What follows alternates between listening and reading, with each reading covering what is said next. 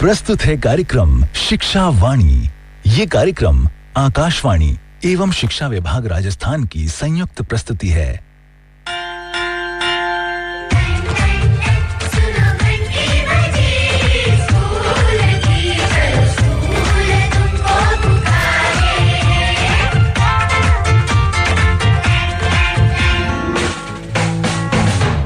Hello बच्चों, लीजिए एक बार फिर मनीषा दीदी हाजिर है लेकर आपके प्यारे से प्रोग्राम शिक्षा वाणी को। अरे भाई, मैं तो बहुत इंतजार करती हूँ कि कब शिक्षा वाणी प्रोग्राम आए और मैं अपने नन्हे मुन्ने साथियों से ढेर सारी बातचीत करूँ। भैया, बातचीत आमने सामने तो नहीं हो पाती, लेकिन हाँ, जब मैं स्टूडियो में आती हूँ तो मुझे आप सब लोगों की शक्लें हंसती खेलती नजर आती है ना भैया? आप हंसते खेलते हुए खुश है ना सब लोग? इन बच्चों से ही हम हमेशा खुश रहना सीखते हैं और सीखते हैं हर परिस्थिति का डटकर मुकाबला करना, क्योंकि ये नन्हे नन्हे साथी जो है ना, कई बार तो वो सीख दे जाते हैं जो बड़े भूल जाते हैं।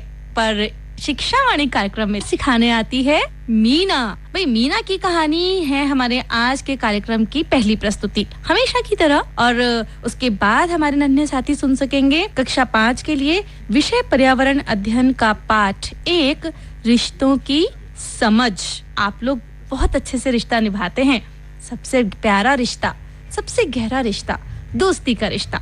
चलिए अब आगे बढ़ते हैं और इसके बाद जो है कक्षा 10 के विद्यार्थी सुन सकेंगे विषय सामाजिक अध्ययन के इतिहास भाग का पाठ, यूरोप में राष्ट्रवाद का उदय। तो भाई, मीना की कहानी जो है वो हमारी सबसे पहली प्रस्तुति है। तो अभी हम कहानी सुन लेते हैं और उसके बाद हम चर्चा करेंगे कि आज मीना ने हमें अपनी कहानी के माध्यम से क्या सिखाया। कहानी का शीर्षक बता दूं? कहानी है राजकुमार की कहानी। वो सुनते थे ना हम, पुरानी परियों की कहानी, राजा रानी की कहानी। एक था राजा, एक थी रानी। और अब सुनेंगे हम राजकुमार की कहानी। मीना ने है झटपट सीखे पढ़ने के चटपट तरीके, हो पहेली जो सुलझानी मीना पे है उसकी चाबी। पढ़ो पढ़ाओ, ओ खेलो खाओ, सरल करे ये सबका जीना, चतुर सबल है अपनी मीना। अंग्रेजी या ताता भिन्ना, हो पहाड़े या हो गिनना, कैसे भी हो कठिन सवाल मीना कर दे सब खुशहाल। पढ़ो पढ़ाओ, ओ खेलो खाओ, सरल करे ये सबका जीना, चतुर सबल है अपनी मीना।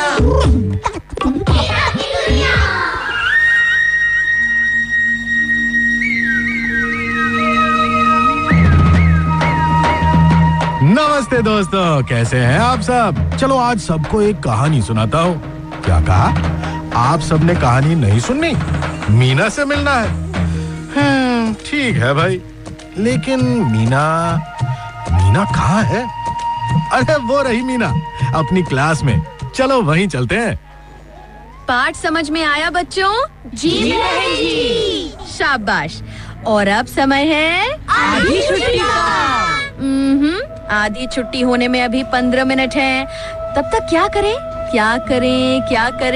हाँ, तब तक ये बताओ कि तुम में से कहानियों की किताबें पढ़ने का शौक किस किस को है? मुझे कहानियाँ पढ़ना बहुत अच्छा लगता है बहन जी।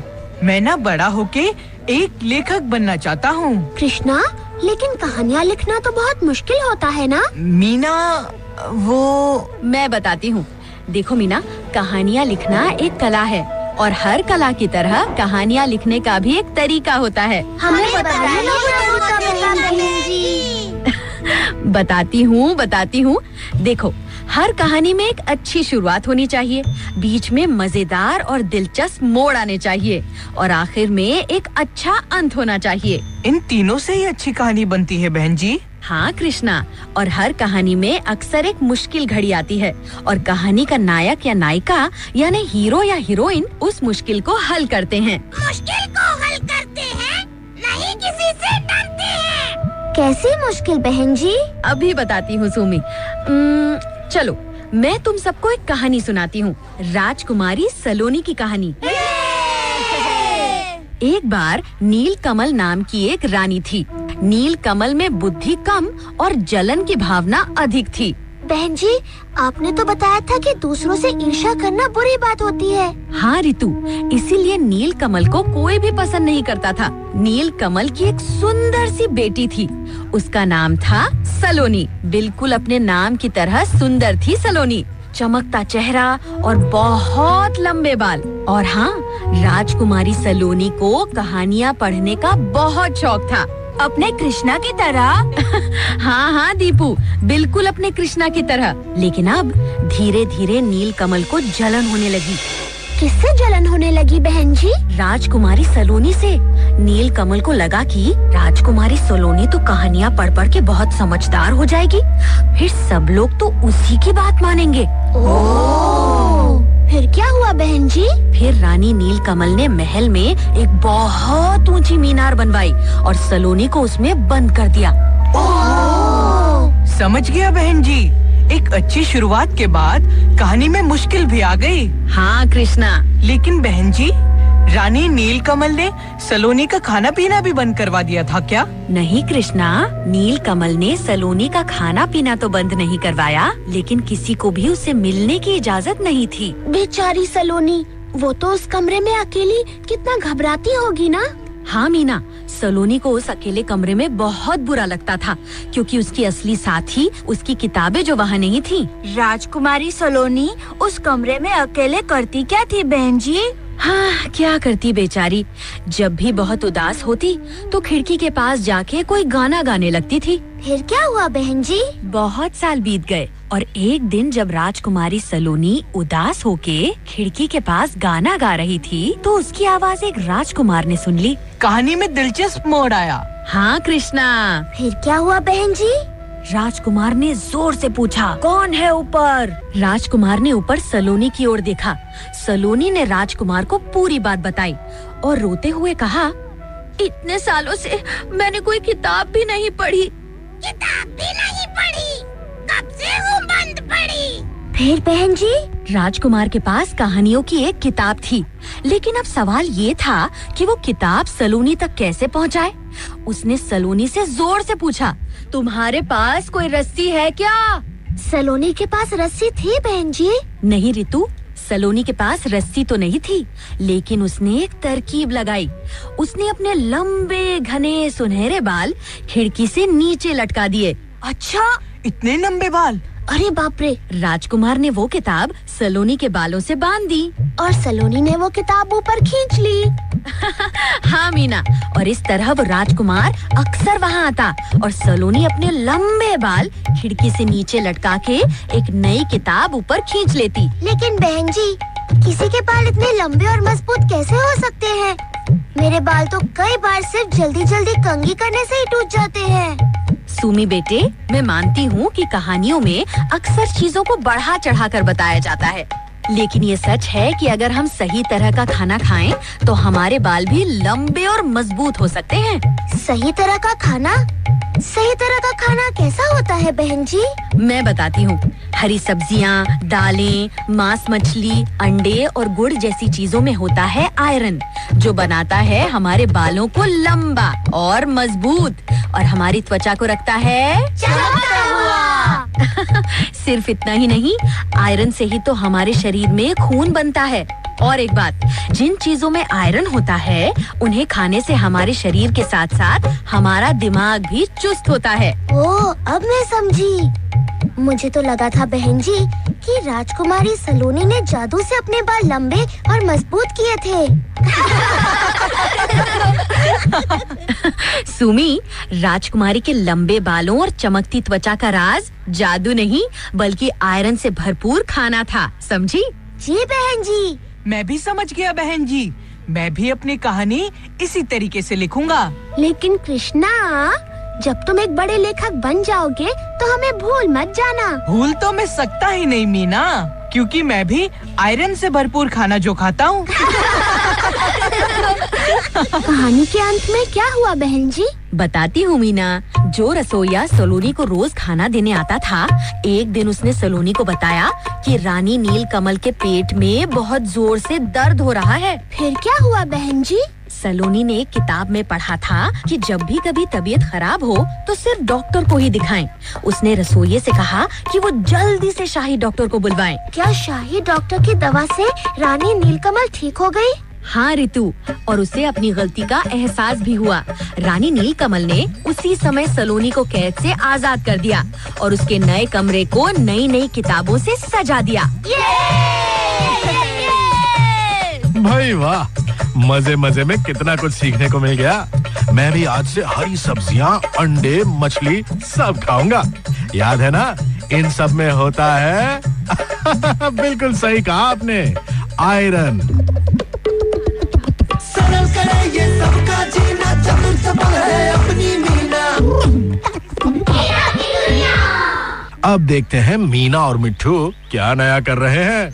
ऐसा खाना खाओ जिससे मिले शरीर को आयरन। चुस्त बनो, तंदुरुस्त बनो, लिख के रख लो ये बोरन। भाई वाह, क्या खूब कविता लिखी है मीना और मिट्ठू ने। चलो अब सुनते हैं एक मजेदार गाना। पहले खाना फिर गाना। नहीं भैया, पहले गाना फिर खाना।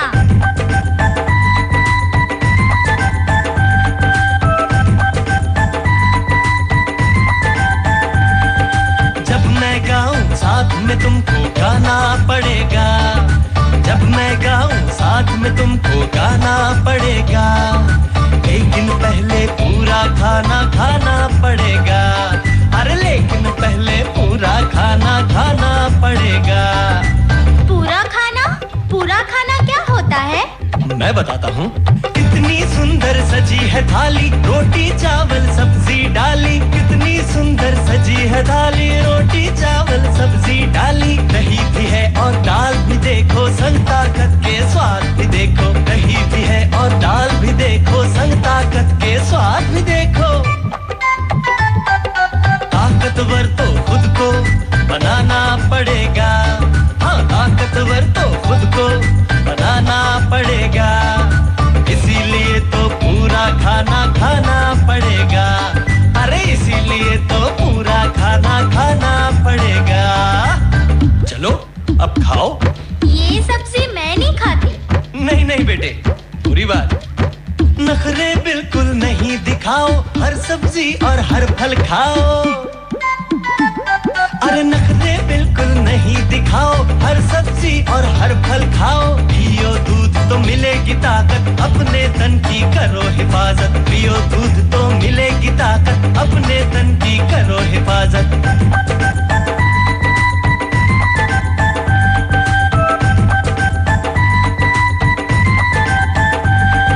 नहीं जो खाया नहीं जो खाया बाद में पछताना पड़ेगा। और नहीं जो खाया बाद में पछताना पड़ेगा। इसीलिए हर बच्चे को इसीलिए तो पूरा खाना खाना पड़ेगा। हाँ, इसीलिए तो पूरा खाना खाना पड़ेगा। अरे इसीलिए तो पूरा खाना खाना पड़ेगा। गाना सुन के मजा आया ना?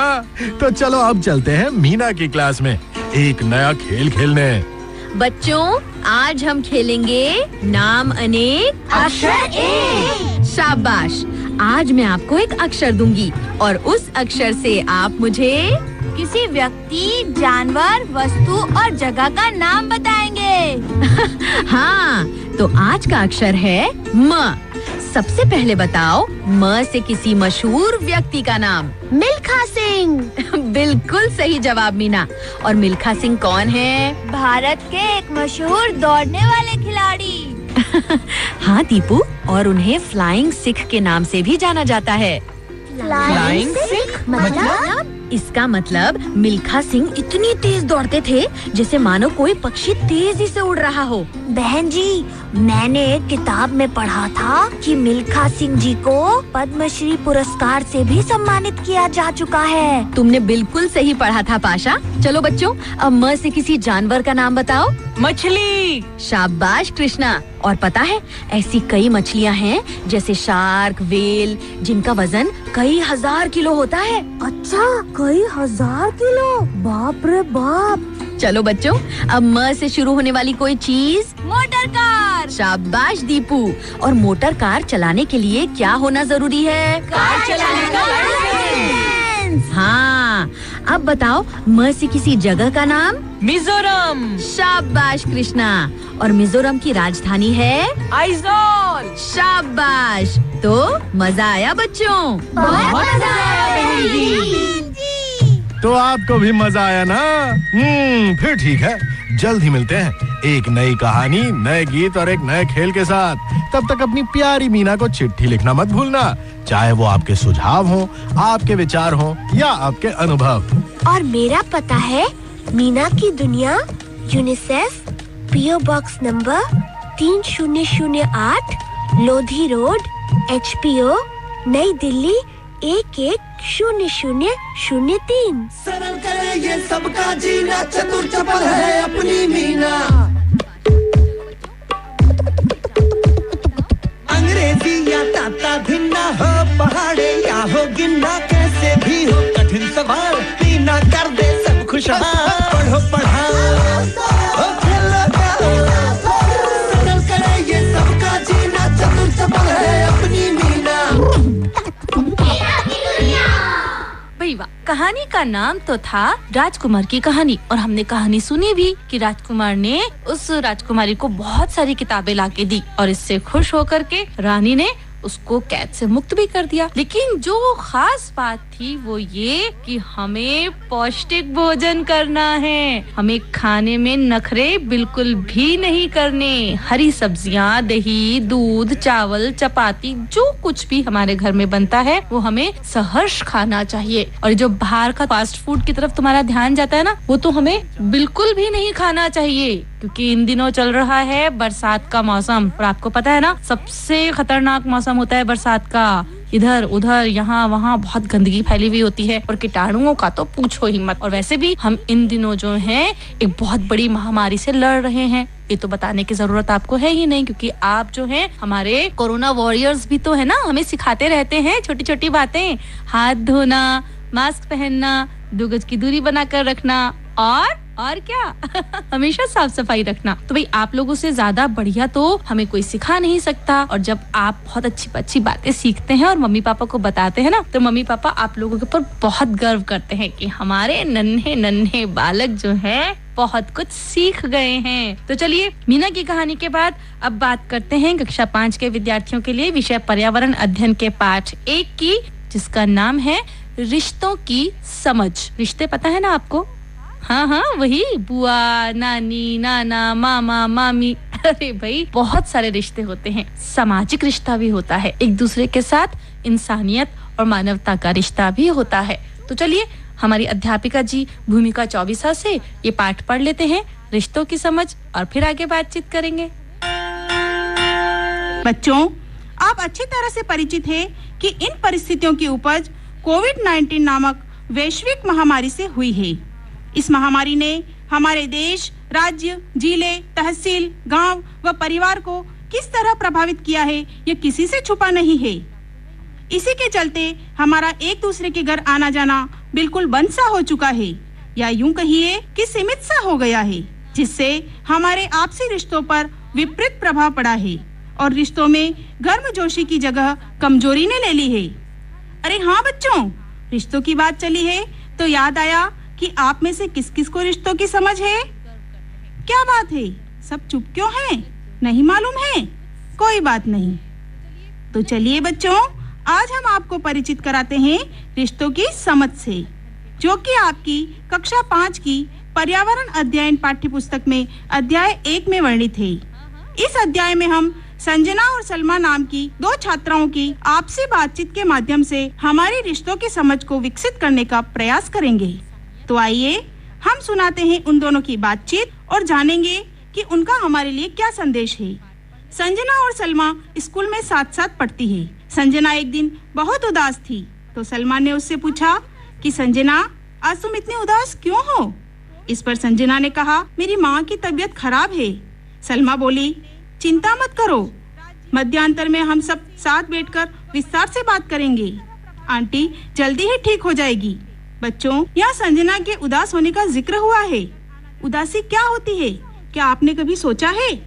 जब आपको अपनी इच्छा के अनुसार परिणाम की प्राप्ति नहीं होती है, अर्थात आप जो चाहते हो वैसा नहीं होता है, तो आपका मन अप्रसन्न हो जाता है और आपके मन की यह अप्रसन्नता ही आपकी उदासी होती है। इसके अलावा किसी कार्य का तनाव या खराब स्वास्थ्य भी हमारी अप्रसन्नता या उदासी का कारण हो सकता है। इसी तरह यहाँ आंटी शब्द का उल्लेख हुआ है। आजकल हमारे परिवार में अंग्रेजी भाषा के आंटी शब्द को विविध रूपों में अभिव्यक्त करते हैं, जैसे चाची, ताई, बुआ, मामी, मौसी इत्यादि के लिए हम इस शब्द का प्रयोग करते हैं। आशा है आपको इन दोनों शब्द का अर्थ समझ में आ गया होगा। अब हम आगे बढ़ते हैं बच्चों और संजना व सलमा की बातचीत को सुनते हैं। अब तक हमने जाना कि संजना की माँ की तबीयत खराब होने की वजह से वह उदास है और इस बारे में सलमा के साथ मध्यांतर या आधी छुट्टी के समय दोनों विस्तार से बात करती है। आइए समझते हैं उसकी उदासी का कारण। सलमा बोली, हाँ संजना, अब बताओ माँ को क्या हुआ है? संजना बोली, माँ को कल से तेज बुखार आ रहा है। सलमा ने कहा, बुखार आया है तो क्या डॉक्टर को दिखाया? संजना बोली, हाँ डॉक्टर को दिखाया, उन्होंने दवाइयाँ दी है और दादी जी व ताई जी माँ की देखभाल कर रही है। सलमा बोली, फिर क्यों चिंता कर रही हो? तुम्हारे परिवार में तो सब लोग हैं। संजना बोली, हाँ मेरा पूरा परिवार एक साथ रहता है। दादाजी, दादी जी, ताऊ जी, ताई जी, चाचा जी, चाची जी और उनके बच्चे, हम सब साथ साथ रहते हैं। सलमा बोली, तुम बिल्कुल चिंता मत करो, तुम्हारे घर में सब मिलकर माँ की अच्छी तरह देखभाल कर रहे हैं। देखना वो 2-3 दिन में ही ठीक हो जाएगी। मेरे घर पर तो केवल मेरी माँ, पिताजी व मेरी छोटी बहन ही है। अब बच्चों, आपके लिए एक अभ्यास कार्य है। अपनी कॉपी उठाओ, पेंसिल साथ में रखो और आपकी किताब को देखें। किताब में पृष्ठ संख्या 2 पर इस पाठ में एक सारणी दे रखी है। इस सारणी में आपके बाएं हाथ की तरफ परिवार के सदस्यों का उल्लेख है, तो उसके सामने वाले भाग में खाली स्थान दे रखा है और आपको इस खाली स्थान में लिखना है कि परिवार के संबंधित सदस्य आपके साथ रहते हैं या कहीं अन्य स्थान पर रहते हैं। यदि अन्य स्थान पर रहते हैं तो उस स्थान का नाम लिखना है और साथ में रहते हैं तो सिर्फ साथ में रहते हैं लिखना है। जैसे सबसे पहला सदस्य दादाजी के रूप में है, दादाजी आपके साथ रहते हैं या अन्य स्थान पर। इसी तरीके से दादी जी, ताऊ जी, ताई जी, पिताजी, माताजी, चाची जी, चाचा जी सभी के बारे में लिखना है कि वह आपके साथ रहते हैं या किसी अन्य स्थान पर रहते हैं। आपके मन में विचार आ रहा होगा कि भला इस तरह के अभ्यास से क्या होने वाला है? क्या बताना चाह रहे हैं? कौन कहाँ रहता है, उसे क्या सीख मिलने वाली है? जी हाँ बच्चों, पिछली कक्षा में हमने एकल व संयुक्त परिवार के बारे में समझा था और इस सारणी के माध्यम से आप स्वयं यह समझ सकते हैं कि आप एकल परिवार के सदस्य हैं या संयुक्त परिवार के सदस्य। यहाँ हम आपको एक बार पुनः एकल व संयुक्त परिवार के बारे में बताना चाहेंगे। बच्चों, सबसे पहले जानेंगे कि एकल परिवार किसे कहते हैं। एकल परिवार का मतलब ऐसी पारिवारिक संरचना से है जिसमें केवल पति पत्नी और उनके बच्चे ही शामिल होते हैं। इसके साथ ही परिवार के मुखिया की जिम्मेदारी भी केवल इन्हीं लोगों के प्रति होती है। यह तो हुई एकल परिवार की परिभाषा। अब हम जानेंगे बच्चों कि एकल परिवार के क्या कारण हो सकते हैं, जिसमें पहला है आर्थिक स्वावलंबन और आत्मनिर्भरता, बढ़ती महंगाई और सहनशीलता की कमी, संकुचित होती मानसिकता, व्यक्तिगत स्वतंत्रता की बढ़ती मांग और आर्थिक व्यवस्थाओं की प्राथमिकता इत्यादि। इसी प्रकार से एकल परिवार के कुछ नुकसान भी है, जिसमें पहला है अखंडता और एकता पर गहरा प्रहार, मेलजोल की भावना में कमी, उत्सवों में कमी और एकल परिवार में खुशी और गम आपस में नहीं बांट सकते इत्यादि। बढ़ती एकल परिवारों की संख्या बच्चों को बड़ों के दुलार प्यार से दूर रखने का काम करती है, खासकर जब महिला और पुरुष दोनों ही बाहर कार्य करने जाते हैं और बच्चे घर में अकेले होते हैं, तब बड़ों के सहारे की आवश्यकता होती है और यह आवश्यकता वर्तमान में बढ़ने लगी है। एकल परिवार के फायदे, इसमें पहला फायदा है कि भरण पोषण की संतुष्टि, आपसी प्रतिस्पर्धा, उच्च सामाजिक प्रतिष्ठा, आधुनिक जीवन शैली इत्यादि एकल परिवार के फायदे हैं। अतः इन आधारों पर यह कहा जा सकता है कि परिवारों के टूटने और बढ़ने में सामाजिक और आर्थिक परिस्थितियां भी समान रूप से उत्तरदायी होती है। यह कोई जरूरी नहीं कि हर बदलते दौर में परिवार की संरचना एक समान रहे। इसलिए परिवार चाहे छोटा हो या बड़ा, हमेशा प्रयास रखना चाहिए कि आपस में प्रेम कहीं भी कमी न आए, क्योंकि आपके जीवन की शुरुआत से लेकर अंत तक हर छोटी बड़ी घटनाओं में केवल आपका परिवार ही एक मजबूत आधार प्रदान कर सकता है, जिसके बिना आपकी पहचान मात्र सीमित हो जाती है। तो बच्चों, आशा करती हूँ कि अभी आपको बताई गई ये सभी जानकारी, जैसे कि एकल परिवार किसे कहते हैं, कारण, फायदे और नुकसान आदि प्रश्नों का उत्तर आपको अच्छे से समझ में आ गया होगा। अब आइए हम संयुक्त परिवार के बारे में भी जान लेते हैं। जिस परिवार में दादा दादी, माता पिता सहित 2 या 3 पीढ़ियां साथ साथ रहते हैं तथा घर के सबसे बुजुर्ग व्यक्ति ही घर का मुखिया होता है, उसे संयुक्त परिवार कहते हैं। संयुक्त परिवार में घर पर सारे आर्थिक और सांस्कृतिक फैसले घर का मुखिया ही लेता है। शादी से संबंधित फैसले भी घर के बड़े बुजुर्ग ही लेते हैं। घर में चाहे सुख हो या दुख हो, सब मिलकर आपस में बांट लेते हैं। घर के बच्चों को भी पूर्ण सुरक्षा मिल जाती है तथा बड़े बुजुर्गों की देखभाल बड़ी आसानी से हो जाती है। सब मिलकर अपनी जिम्मेदारियां निभाते हैं और किसी को कुछ भी बोझ नहीं लगता है। बच्चों, हम जानेंगे कि संयुक्त परिवार या एकल परिवार में रहना अच्छा है और क्यों।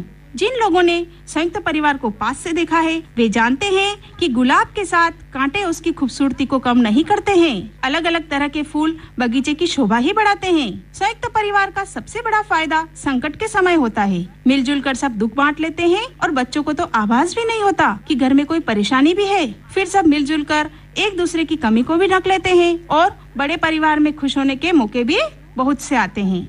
जो लोग संयुक्त परिवार में पले बड़े हैं, वे जानते हैं कि आपसी प्यार और स्नेह का महत्व क्या होता है। ऐसे परिवारों में बच्चे बहुत किस्मत वाले होते हैं। सभी बड़ों से प्यार मिलता है और हम उम्र का स्नेह जीवन भर बना रहता है। किंतु बच्चों, संयुक्त परिवार एक सामूहिक धरोहर है जिसे सब लोगों को मिलकर सहेजना होता है। संयुक्त परिवार में सबको मन मारना पड़ता है, थोड़ा बहुत समझौता करना पड़ता है, अपनी कुछ इच्छाओं का त्याग भी करना पड़ता है और एक अनुशासन का पालन करना पड़ता है। यह सबसे मुश्किल पक्ष है संयुक्त परिवार का, खासकर जब आजकल अहंकार सर चढ़कर बोलता हो, जब अपनी कमाई और अपनी अकल ज्यादा नजर आती हो, अपना त्याग ज्यादा नजर आता हो।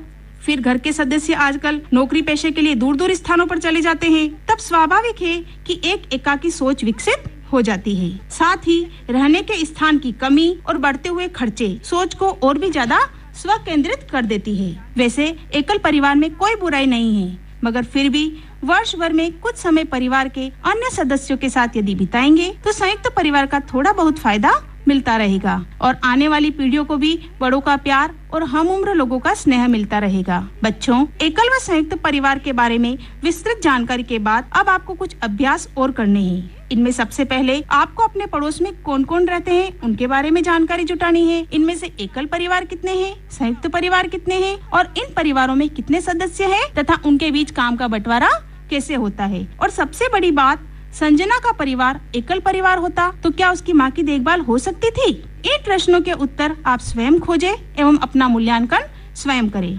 बच्चों, इस अध्याय की पृष्ठ संख्या 3 पर संजना ने अपने परिवार का एक वंश वृक्ष बनाया है, जिसे देखकर आप स्वयं भी अपने परिवार का वंश वृक्ष बना पाएंगे। इनमें सबसे पहले स्वयं संजना, फिर उसके पिताजी जगदीश जी, फिर पिताजी के पिताजी जो कि संजना के दादाजी हुए, उनका नाम मोतीलाल जी है। इसी तरह से दादाजी के पिताजी जो कि संजना के परदादाजी हुए, अणदाराम जी, ये नाम दिया गया है। इसी तरह से अपने माताजी के पक्ष में संजना ने अपनी माताजी रीतू का नाम लिखा है। माताजी की माताजी जो नानी जी कहलाती है, कमला नाम लिखा है और नानी जी की माताजी जो संजना के परनानी जी हुए, टापूबाई नाम दिया गया है। इस वृक्ष को देखकर आप भी अपने परिवार का वंश वृक्ष अभ्यास पुस्तिका में बनाएंगे और अपने अध्यापक जी से उसकी जांच भी करवाएंगे। अब बच्चों, संजना के संयुक्त परिवार के बारे में जान करके सलमा के मन में कई प्रश्न उठने लगे। उसने घर आकर अपने पिताजी से पूछा कि पिताजी, हमारे दादा दादी और चाचा चाची हमारे साथ क्यों नहीं रहते? पिताजी, हमारा परिवार इतना दूर शहर में क्यों आ गया? क्या हम अपने गांव में रहकर साथ साथ कार्य नहीं कर सकते? बच्चों, अब सलमा के पिताजी द्वारा दिए गए जवाब क्या हो सकते हैं, इसके बारे में आपको सोचना है और अपने स्तर पर इसका उत्तर तैयार कर अपने गुरुजनों को देना है। इसी अध्याय में एक अन्य बात का उल्लेख हुआ है, गोद लेना। जी हाँ बच्चों, इसके बारे में भी हम जानेंगे कि गोद लेना क्या होता है। एक बार बरसात के दिनों में संजना एवं सलमा विद्यालय से पिकनिक मनाने दूर बगीचे में गए थे। उन्होंने बगीचे में अन्य साथियों के साथ खेलकूद व खाने पीने का खूब आनंद लिया। बगीचे में बैठकर खाना खाते हुए कक्षा के एक अन्य छात्र मोहन ने योगी से पूछा कि तुम अपने साथ किसको लेकर आए हो? योगी ने उत्तर दिया, यह मेरी छोटी बहन है। मोहन बोला, यह पहले तो कभी तुम्हारे साथ दिखाई नहीं दी, अचानक कहाँ से आ गई? योगी बोला, यह हमारे घर में नई आई है, इसे मेरे माताजी और पिताजी ने गोद लिया है। जैसे मैं अपने माता पिता का लड़का हूँ, वैसे यह भी मेरे माता पिता की लड़की है। इस तरह यह मेरी बहन है। यह मुझे बहुत अच्छी लगती है, मेरे साथ घूमती है और मेरी नकल भी करती है। बच्चों, यहाँ योगी के माता पिता द्वारा उस लड़की को किसी रिश्तेदार या अन्य व्यक्ति से कानूनी रूप से प्राप्त किया गया था। अतः किसी रिश्तेदार या अन्य के बच्चे को कानूनी संरक्षण प्रदान करना गोद लेना कहलाता है। बच्चों, जरा सोचिए और बताइए, यदि आप एकल परिवार में रह रहे हैं और आपकी माँ 2-3 दिन के लिए बाहर जाती है, तब आपको कैसा महसूस करते हैं? अकेला महसूस करते हैं ना? बच्चों, यह बिल्कुल आपको अच्छा नहीं लगता है। इसी तरह जिनके माता पिता नहीं होते हैं, उनकी देखभाल के लिए हमारी सरकार द्वारा विभिन्न योजनाएं संचालित की जाती है। विद्यालय संचालित होते हैं, जिन्हें आश्रम विद्यालय या निराश्रित छात्रावास कहा जाता है, जिसमें इन बच्चों को समस्त प्रकार की आवासीय सुविधाओं के साथ अध्ययन करने की सुविधा भी प्राप्त होती है। आमतौर पर देखा जाता है कि परिवार के विभिन्न सदस्यों के रंग रूप में समानता देखी जाती है। संजना और उसकी बहन पिंकी अपनी माँ के साथ मामा की शादी में गई। वहाँ उसकी मौसी जी भी आई थी। उसकी गोद में एक छोटी सी बिटिया थी। संजना बोली, माँ देखो यह कितनी सुंदर है। अरे देखो देखो, इसकी नाक तो नानी जैसी है, आंखें इसके चाचा जैसी है और गोरा रंग दादाजी जैसा है, लेकिन उसके भाई के चेहरे का रंग तो सांवला है। बच्चों, ऐसा आपके साथ भी जरूर हुआ होगा। आप अपने पाठ्य पुस्तक में पृष्ठ संख्या 5 पर दिखाई सारणी के अनुसार अपने शारीरिक लक्षणों की पहचान परिवार के किस सदस्य के रूप में देखते हैं, उसका उल्लेख करें। बच्चों के यह लक्षण अपने माता पिता, दादा दादी, नाना नानी के लक्षणों से मिलते हैं। इन लक्षणों को आनुवांशिक या वंशानुगत लक्षण कहते हैं। यह वंशानुगमन अर्थात पीढ़ी दर पीढ़ी लक्षणों का गमन कहलाता है। एक पीढ़ी से दूसरी पीढ़ी में यह लक्षण ट्रांसफर होते रहते हैं। बच्चों में कुछ लक्षण आसपास के वातावरण से भी प्राप्त होते हैं, जो वंशानुगत नहीं होते हैं। बच्चों, ग्रेगर जॉन मेंडल ने मटर के पौधे पर बहुत से प्रयोग कर वंशानुगत के नियम प्रतिपादित किए हैं, इसलिए उन्हें आनुवंशिकी का जनक कहा जाता है। इसी प्रकार से डॉक्टर हरगोविंद खुराना ने वंशानुगमन के लिए नए गुणों के निर्धारण हेतु कई शोध पत्र लिखे। बच्चों, यहाँ नोबेल पुरस्कार का उल्लेख हुआ है। उसके बारे में आपको बता देना चाहते हैं कि नोबेल फाउंडेशन द्वारा स्वीडन के वैज्ञानिक अल्फ्रेड नोबेल के याद में वर्ष 1901 में शुरू किया गया यह शांति, साहित्य, भौतिकी, रसायन, चिकित्सा विज्ञान और अर्थशास्त्र के क्षेत्र में विश्व का सर्वोच्च पुरस्कार है। इस पुरस्कार के रूप में प्रशस्ति पत्र के साथ $10 लाख की राशि भी प्रदान की जाती है। तो बच्चों, आज के इस अध्याय में हमने पढ़ा अलग अलग कारणों से परिवार एकल या संयुक्त होते हैं। एकल व संयुक्त परिवार में सदस्यों की भूमिकाएं अलग अलग होती है। कुछ लोग गोद लेकर बच्चों को पाल पोस कर बड़ा करते हैं। ग्रेगर जॉन मेंडल को आनुवंशिकता का जनक कहा जाता है। डॉक्टर हरगोविंद खुराना को वंशानुगत नए गुणों के निर्धारण हेतु नोबेल पुरस्कार से सम्मानित किया गया। इसके साथ ही हमने जो रिश्तों की समझ बनाई है, उस आधार पर जो प्रश्न निकलकर हमारे सामने आते हैं, उनमें है एक पीढ़ी से दूसरी पीढ़ी में गुणों का जाना वंशानुगमन कहलाता है।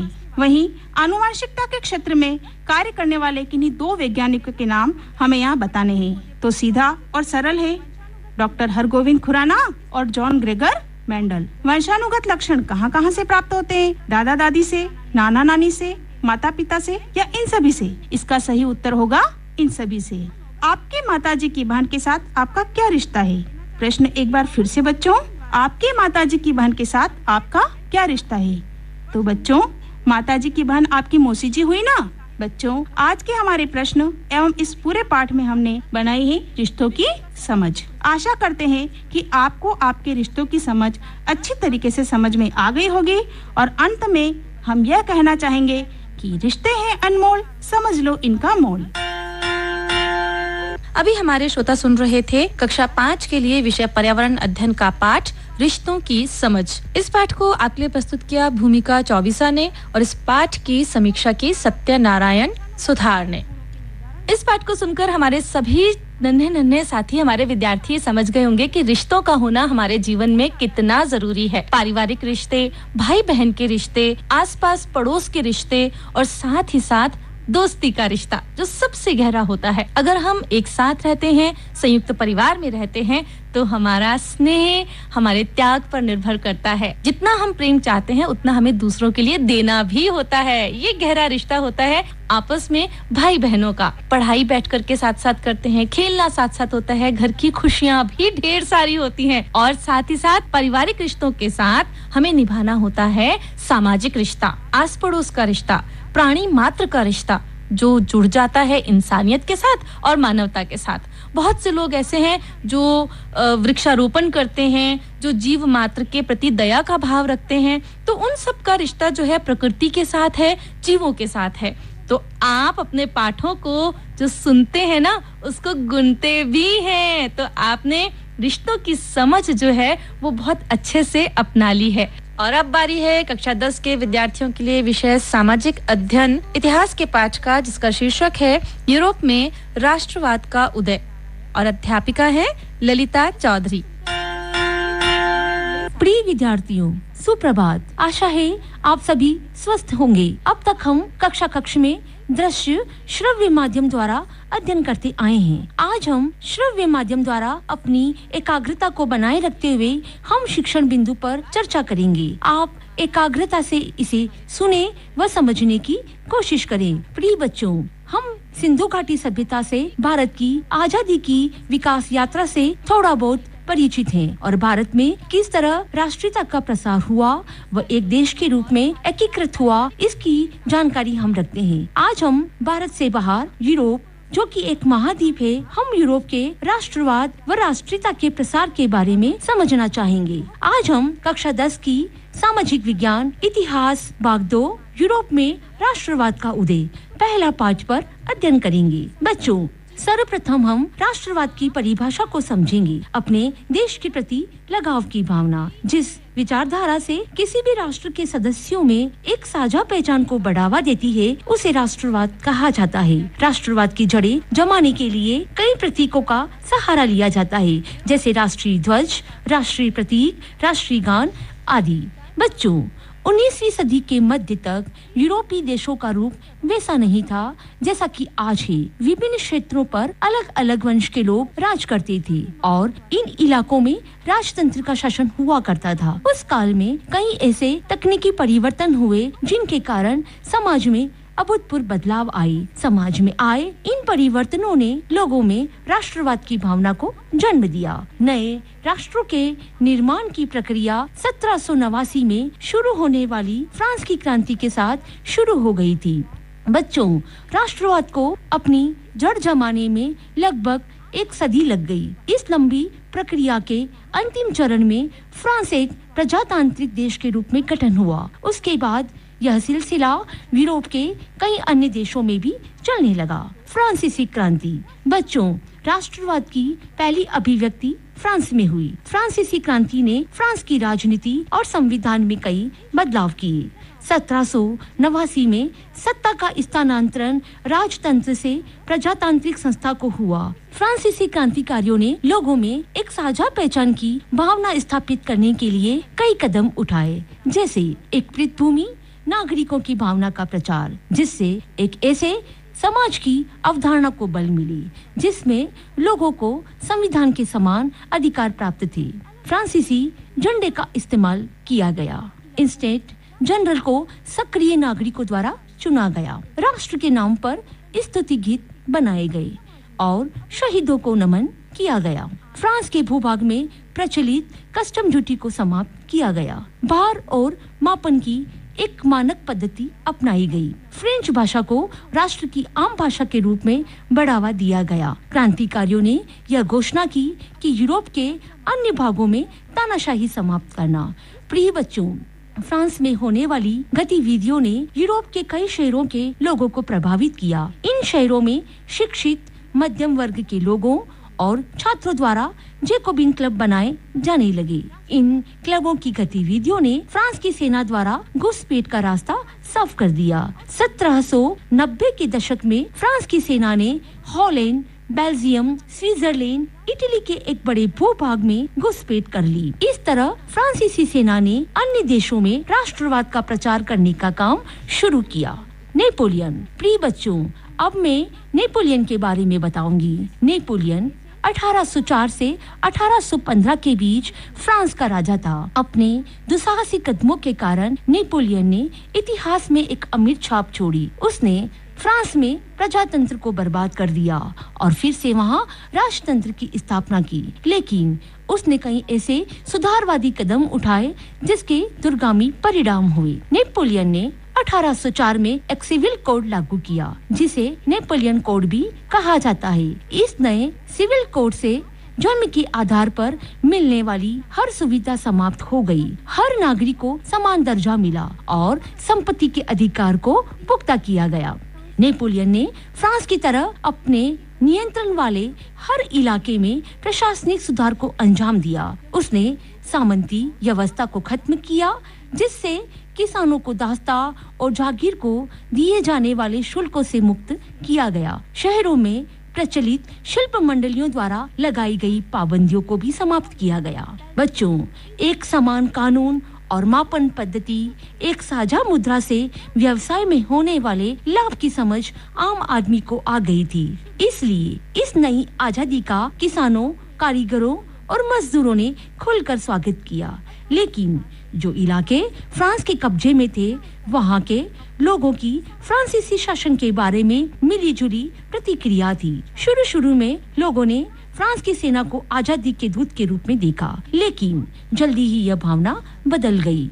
लोगों को समझ में आने लगा कि इस नई शासन व्यवस्था से राजनीतिक आजादी की उम्मीद नहीं की जा सकती। टैक्स में भारी बढ़ोतरी हुई और लोगों को जबरदस्ती फ्रांस की सेना में भर्ती कराया गया। प्रिय बच्चों, फ्रांस की क्रांति के पहले की स्थिति कैसी थी उसके बारे में मैं बताऊंगी। 18वीं सदी के मध्यकाल में यूरोप में वैसे राष्ट्र नहीं हुआ करते थे जैसा हम आज जानते और समझते हैं। आधुनिक जर्मनी, इटली और स्विट्जरलैंड कई सूबों, प्रांतों और साम्राज्यों में बटे हुए थे।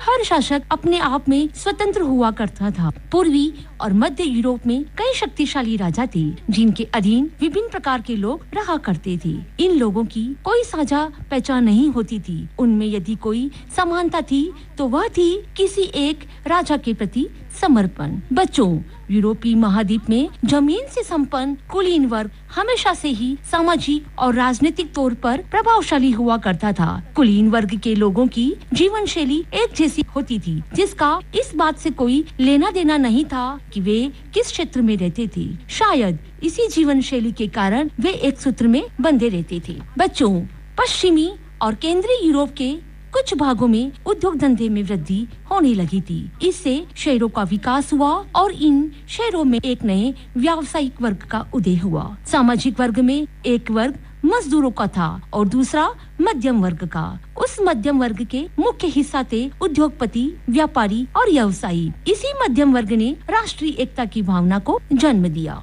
उदार राष्ट्रवाद की भावना। बच्चों, 19वीं सदी के शुरू के दौर में यूरोप में राष्ट्रवाद की भावना और उदारवाद की भावना में गहरा तालमेल था। नए मध्यम वर्ग के लिए उदारवाद के मूल में समान अधिकार की भावनाएं थी। उदारवाद की भावना ने ही आम सहमति से शासन के सिद्धांत को बल दिया। उदारवाद के कारण ही तानाशाही और वंशानुगत विशेषाधिकारों का अंत हुआ। इससे एक संविधान की आवश्यकता भी महसूस होने लगी। बच्चों, फ्रांस के लोगों को मताधिकार के लिए भी लंबा संघर्ष करना पड़ा था। हर नागरिक को मताधिकार का अधिकार नहीं मिला था। क्रांति के पिछले दौर में केवल उन पुरुषों को मताधिकार मिला था जिनके पास संपत्ति होती थी। जैकोबिन क्लबों के दौर में थोड़े समय के लिए हर वयस्क पुरुष को मताधिकार मिला था, लेकिन नेपोलियन कोड ने फिर से पुरानी व्यवस्था बहाल कर दी। अब फिर से मताधिकार केवल सीमित लोगों के पास में ही था।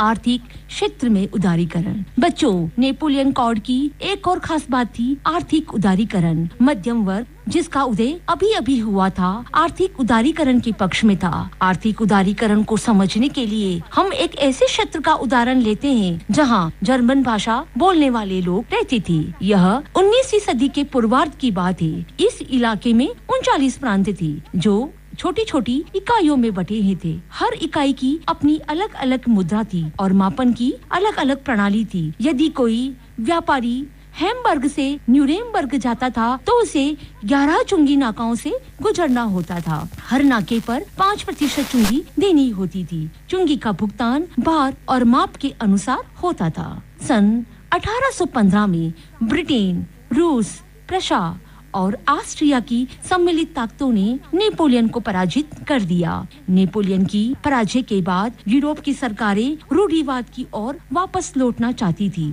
रूढ़िवादियों को लगता था कि समाज और देश की परंपरागत संस्थाओं का संरक्षण जरूरी था। वे राजतंत्र, चर्च, सामाजिक ढांचे, संपत्ति और परिवार के पुराने ढांचे को बचाकर रखना चाहते थे। लेकिन उनमें से ज्यादातर लोग इस बात को भी मानते थे कि प्रशासन के क्षेत्र में उन बदलावों को जारी रखना चाहिए जो नेपोलियन ने किए थे। उन्हें लगता था कि उस प्रकार के आधुनिकीकरण से परंपरागत संस्थाएं और मजबूत होगी। उन्हें लगता था कि एक आधुनिक सेना, एक कुशल प्रशासन, एक गतिशील अर्थव्यवस्था, सामंतवाद और दासता की समाप्ति से यूरोप के राजतंत्र को और मजबूत मिलेगी। प्रिय बच्चों, अब मैं वीना संधि के बारे में बताऊंगी।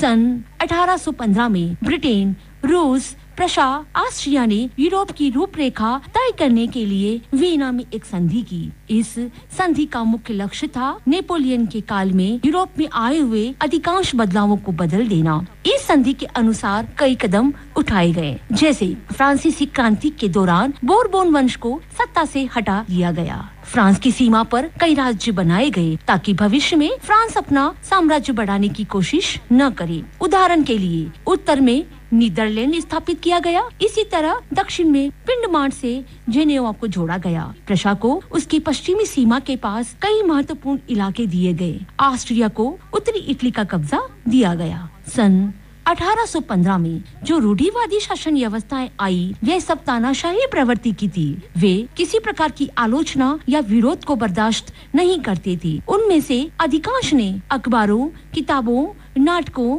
गानों में व्यक्त होने वाले विषय वस्तु पर कड़ा सेंसर कानून लगा दिया। प्रिय बच्चों, अब मैं आपको यूरोप के राष्ट्रवाद में उदय में कुछ क्रांतिकारी हुए थे, उनसे मैं आपको रूबरू कराऊंगी। मैत्सिनी, यह एक इटालियन क्रांतिकारी था। उसका जन्म 1807 में हुआ था। वह कार्बोनरी का सदस्य बन गया। जब वह 24 वर्ष का था, तभी लिंगुरिया में क्रांति फैलाने की कोशिश में उसे देश निकाला दे दिया गया। उसने 2 सीक्रेट सोसाइटी का गठन किया। पहला मोर्से में यंग इटली और बर्ने में यंग यूरोप। मैत्सिनी का मानना था कि भगवान ने राष्ट्र को मानवता की नैसर्गिक इकाई बनाया है, इसलिए इटली को छोटे छोटे राज्यों के बैमेल संगठन से बदलकर एक लोकतंत्र बनाने की जरूरत थी। मैत्सिनी का अनुसरण करते हुए लोगों ने जर्मनी, फ्रांस, स्विट्जरलैंड और पोलैंड में ऐसी कई सीक्रेट सोसाइटी बनाई। इस बीच जब रूढ़िवादी ताकतें अपनी शक्ति को और मजबूत करने में जुटी थी, उदारवादी और राष्ट्रवादी लोग क्रांति की भावना को अधिक से अधिक फैलाने की कोशिश कर रहे थे। इन लोगों में ज्यादातर मध्यम वर्ग के अभिजात लोग थे। फ्रांस में पहला उथल-पुथल 1830 की जुलाई में हुआ था। बच्चों, उदारवादी क्रांतिकारियों ने बोरबोन के राजाओं को उखाड़ फेंका। उसके बाद एक संवैधानिक राजतंत्र की स्थापना हुई, जिसका मुखिया लुई फिलिप को बनाया गया। Frankfurt parliament. बच्चों, जर्मनी में कई ऐसे राजनीतिक गठबंधन थे जिनके सदस्य मध्यम वर्गीय, पेशेवर, व्यापारी और धनी कलाकार हुआ करते थे। वे सभी फ्रैंकफर्ट शहर में एकत्रित हुए और एक सकल जर्मन असेंबली के लिए वोट करने का फैसला किया।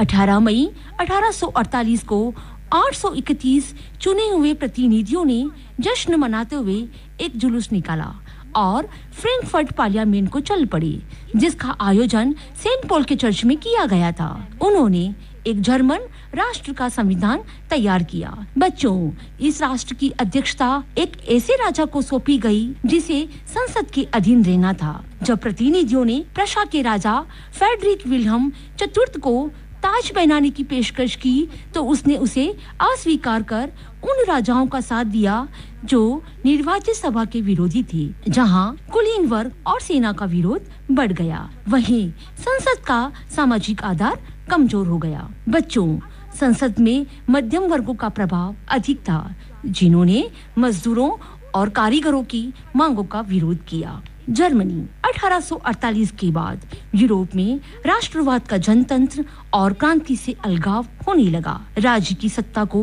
बढ़ाने और पूरे यूरोप पर राजनीतिक प्रभुत्व को हासिल करने के लिए रूढ़िवादियों ने अक्सर राष्ट्रवादी भावनाओं का इस्तेमाल किया। राष्ट्रवादी भावनाएं मध्यम वर्गीय जर्मन लोगों में काफी व्याप्त थी।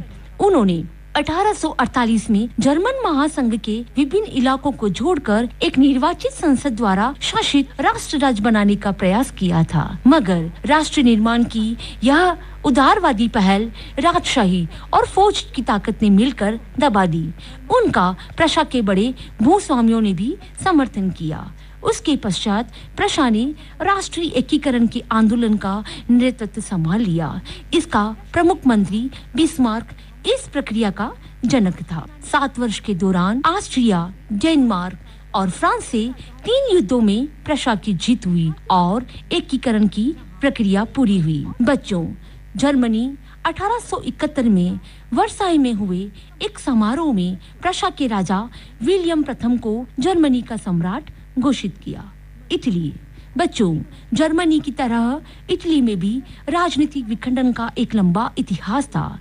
19वीं सदी के मध्य में इटली 7 राज्यों में बटा हुआ था, जिनमें से केवल एक सार्डिनिया पिंडमार्ट से इतालवी राजघराने का शासन था। उत्तरी भाग ऑस्ट्रियाई हैब्सबर्गों के अधीन था। मध्य इलाकों पर पोप का शासन था और दक्षिणी स्पेन के बुर्बो राजाओं के अधीन थे।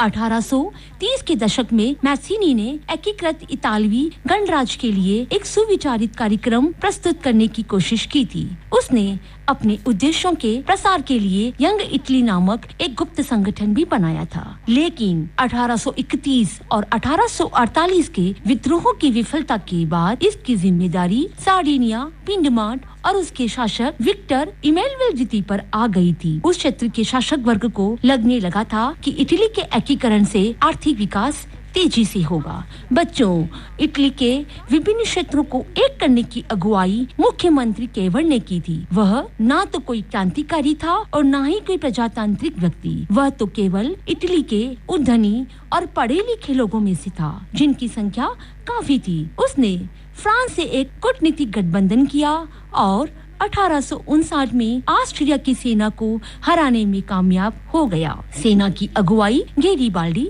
कर रहा था और उन्होंने स्थानीय किसानों का समर्थन जीत लिया। 1861 में विक्टर इमैनुएल द्वितीय को समग्र इटली का राजा घोषित किया।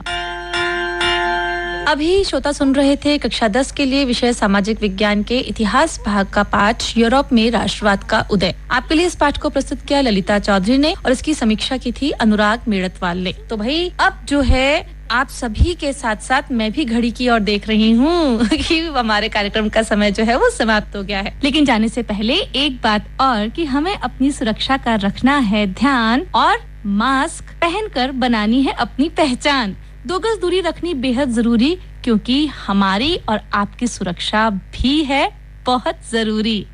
अगले कार्यक्रम में आपसे फिर मुलाकात होगी। तब तक के लिए मनीषा अरोड़ा को दीजिए इजाजत। नमस्ते।